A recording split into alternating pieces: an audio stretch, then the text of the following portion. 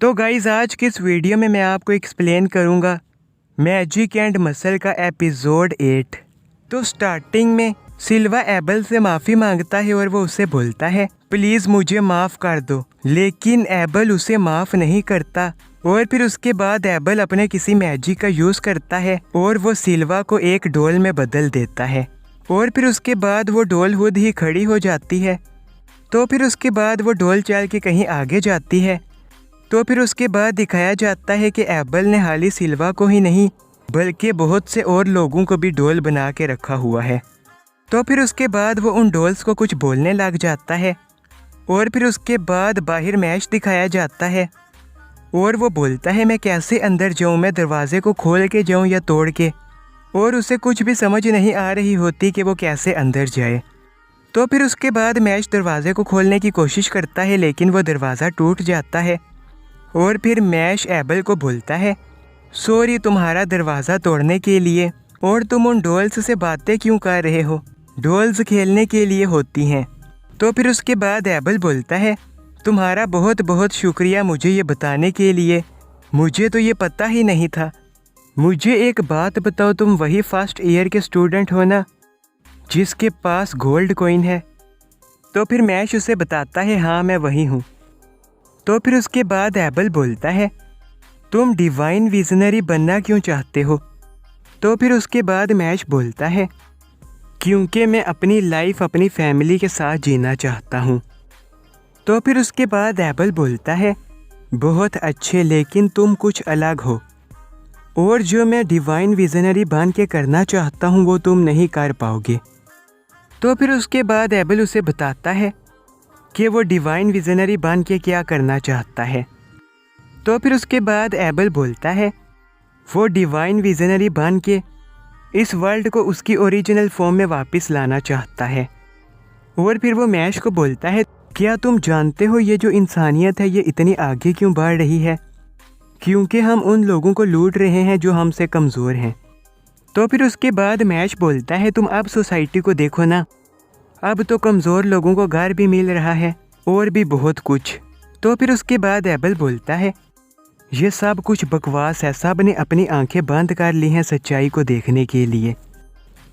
तो फिर उसके बाद एबल मैश को और भी बहुत कुछ समझाता है और फिर मैश बोलता है अच्छा ठीक है मुझे समझ आ गई है। तो फिर उसके बाद एबल मैश को बोलता है अगर तुम यहाँ से जाना चाहते हो तो तुम्हें मुझे अपना गोल्ड कॉइन देना होगा। तो ये बात सुन के मैश बोलता है अगर मैं ना बोल दूं तो तुम क्या करोगे? तो फिर उसके बाद मैश के पीछे से एक डॉल आती है और वो मैश के ऊपर अटैक करती है, लेकिन मैश सिर्फ एक ही हाथ से उस डॉल को दूर फेंक देता है और वो डॉल सिल्वा होता है। तो फिर उसके बाद मैश एबल को बोलता है क्या मैं इसे चैलेंज समझूं? तो फिर उसके बाद मैश के पीछे से एक बहुत बड़ी डॉल आती है और वो मैश के दोनों हाथों को पकड़ लेती है। तो फिर उसके बाद वो डॉल मैश को दूर फेंकती है और वो उसका गोल्ड कॉइन भी ले लेती है। और फिर एबल मैश को बोलता है वैसे मैं इस गोल्ड कॉइन का यूज़ अच्छे कामों के लिए करूँगा। तो फिर उसके बाद मैश उठता है और फिर वो देखता है कि सिल्वा काफ़ी ज़्यादा बुरी हालत में होता है।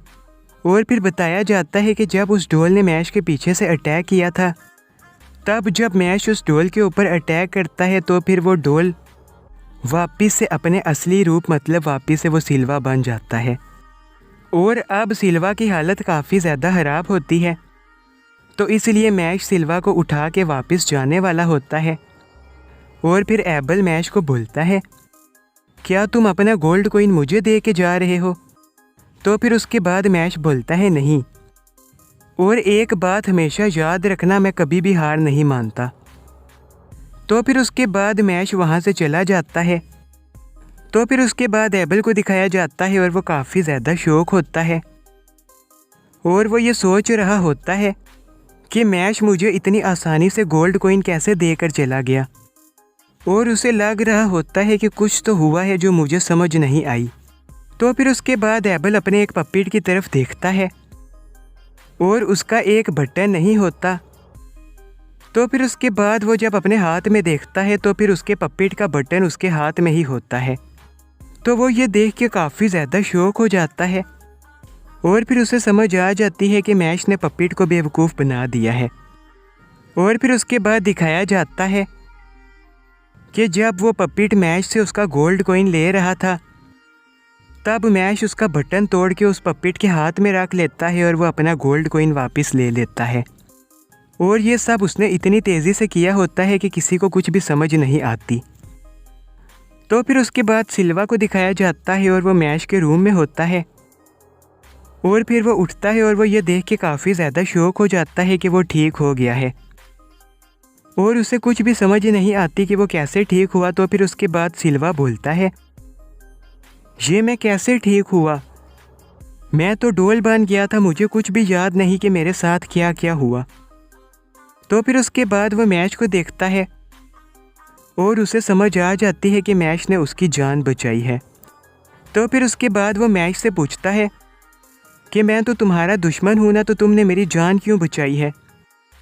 तो फिर उसके बाद मैश बोलता है, तुम्हारी जगह अगर कोई और होता तो फिर भी मैं यही करता।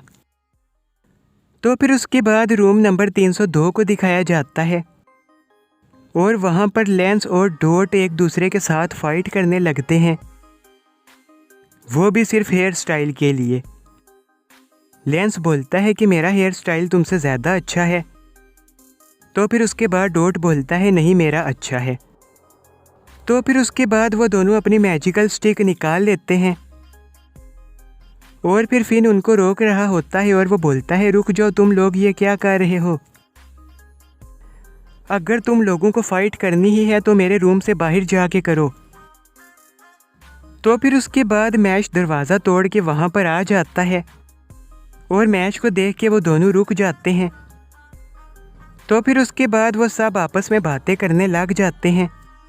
तो फिर उसके बाद वहाँ पर लेमन आती है और वो उन्हें बोलती है, तुम लोग जल्दी मेरे साथ आओ। तो फिर उसके बाद लेमन उनको किसी मशीन के पास लेके चली जाती है और फिर वो उनको बोलती है, ये एक मैजिक स्केल डिस्प्ले है, इसमें हमें ये पता चल जाएगा कि किस डोम के पास सबसे ज़्यादा गोल्ड कॉइन है। तो फिर उसके बाद उनको पता चल जाता है कि एबल का जो एक डोम है उसके पास 15 गोल्ड कॉइन है और बाकी के पास सिर्फ एक गोल्ड कॉइन है। और फिर लेमन बताती है कि हमारा जो डूम है उसके पास सिर्फ एक ही गोल्ड कॉइन है और वो भी मैश का है। तो आज की वीडियो बस यहाँ तक थी। तो इस वीडियो को लाइक और चैनल को सब्सक्राइब ज़रूर कर देना। Thanks for watching.